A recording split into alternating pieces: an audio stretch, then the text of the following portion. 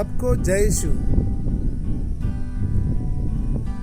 प्रज्ञा ग्रंथ अध्याय 16 पद संख्या 29 में हम लोग इस प्रकार पढ़ते हैं,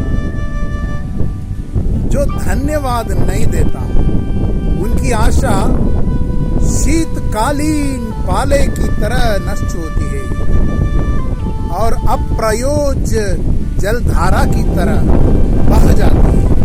भाई और बहनों, प्रज्ञा ग्रंथ में अध्याय 1 से लेकर के एक बहुत ही महत्वपूर्ण बात की चर्चा होती है। प्रज्ञा ग्रंथ अध्याय 2 में हम लोग इस प्रकार पढ़ते हैं कि ईश्वर ने मनुष्य को अमरत्व के लिए बनाया, यानी अनंत जीवन के लिए बनाया। लेकिन कुछ लोग विश्वास नहीं करते कि ईश्वर ने उनको अमरत्व के लिए बनाया, इसलिए वे लोग ऐसा सोचते हैं कि जीवन के बारे में उनका सोच विचार बिल्कुल अलग है। लोग ऐसा सोचते हैं हमारा जीवन अल्पकालिक और दुखमय है, हमारा जीवन अल्पकालिक और दुखमय है। जब मनुष्य मरने को हो तो कोई उपचार नहीं और हमारी जानकारी में कोई कभी अधोलोक से नहीं लौटा। अधोलोक मतलब मृत्यु से नहीं लौटा। हमने संयोग से जन्म लिया और बाद में ऐसा होगा मानो हम कभी थे ही नहीं। हमारी सांस मात्र धुआं है और हमारे विचार, हमारे हृदय की धड़कन की चिनगारी बुझ जाने पर शरीर राख बनेगा और प्राण शून्य आकाश में लुप्त हो जाएंगे। और आगे अध्याय 2 पद संख्या 6 में हम लोग इस प्रकार पढ़ते हैं, इसलिए आओ हम जब तक जवान है उत्सुकता से वर्तमान की अच्छी चीजों का उपभोग करें। हम उत्तम अंगूरी और इत्र का पूरा आनंद उठाए और वसंत के फूल हाथ से ना जाने दे। इससे पहले कि गुलाब की कलियां मुरझाए हम उनका मुकुट गूंथ कर पहन ले। कोई भी हमारे आनंदोत्सव से अलग ना रहे। हम सर्वत्र अपने आमोद प्रमोद की निशानी छोड़े, क्योंकि यही हमारा हिस्सा है, यही हमारा भाग्य है।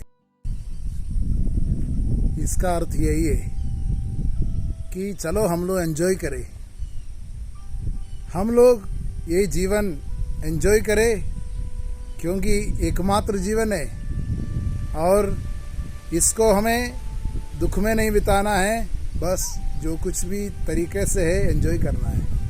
यही है इसका मतलब। चलो हम लोग सब जगह में अपना एंजॉयमेंट का निशाना छोड़ें।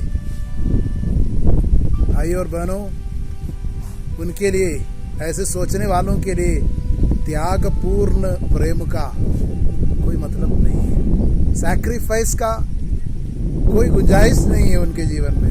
उन लोग सोचते हैं अरे हमको इतना सैक्रिफाइस करना पड़ता है, बाकी लोग तो एंजॉय कर रहे हैं, बाकी लोग तो अपना जीवन में सुखी सुख पा रहे हैं, हमको दुखी दुख मिल रहे हैं। इस तरह उन लोग उदास और क्रोधित और दूसरों से चिढ़ते हैं, जलते हैं और इस तरह अपना जीवन जीते हैं। ऐसे जिंदगी हम आम तौर पर हमारे चारों तरफ देखते हैं।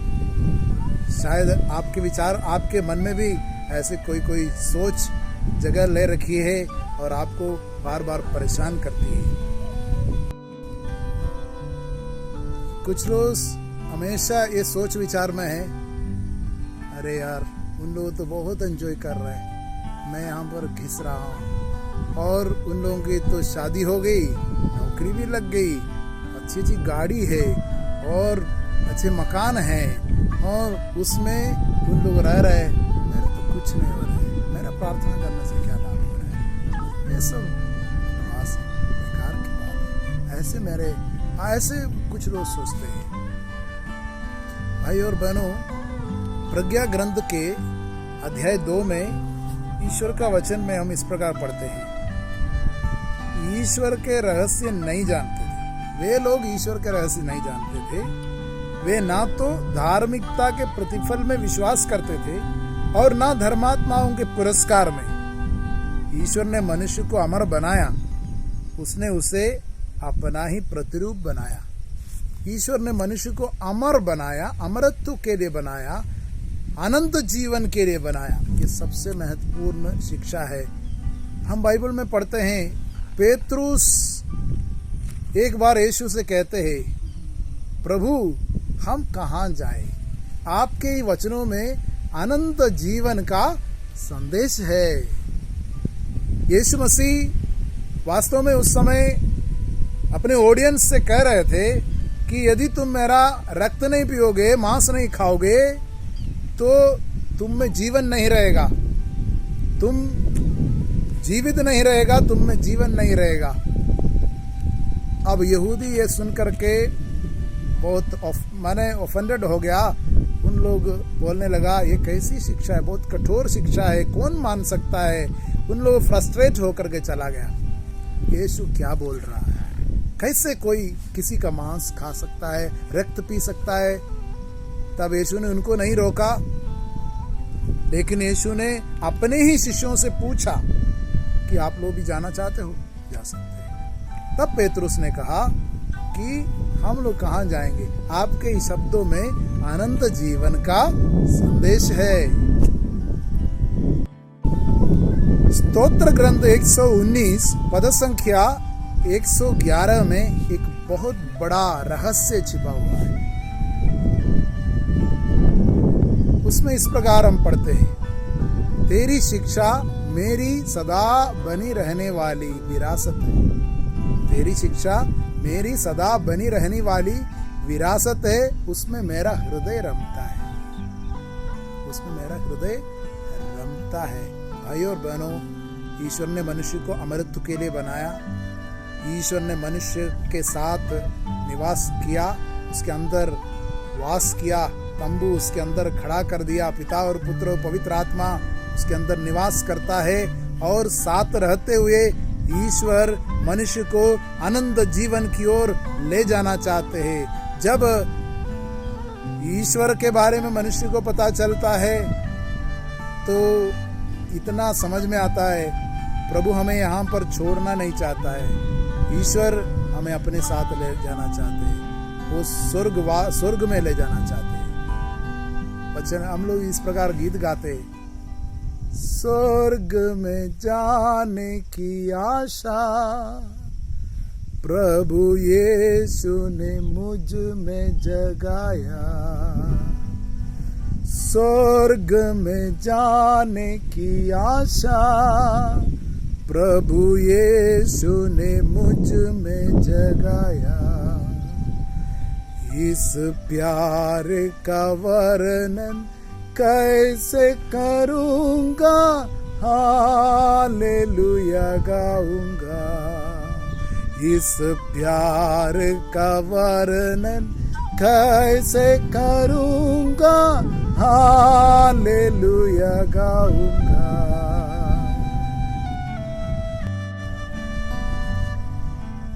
यदि हमारा लक्ष्य बहुत आसानी से हासिल होता है तो उसमें आशा की जरूरत क्या है?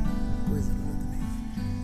यदि हमारा लक्ष्य बहुत कठिन है मगर मुमकिन है तो उसमें आशा की जरूरत है। आनंद जीवन हम अपने सामर्थ्य से हासिल नहीं कर सकते, लेकिन ईश्वर जो हमारे अंदर रहता है उसके थ्रू, उसके द्वारा हम इसको प्राप्त कर सकते हैं। हमें जानना है हम इस दुनिया में एक पिलग्रिम है, यात्री है। इसलिए कलीसिया को हम लोग बोलते हैं यात्री कलीसिया। यात्री के लिए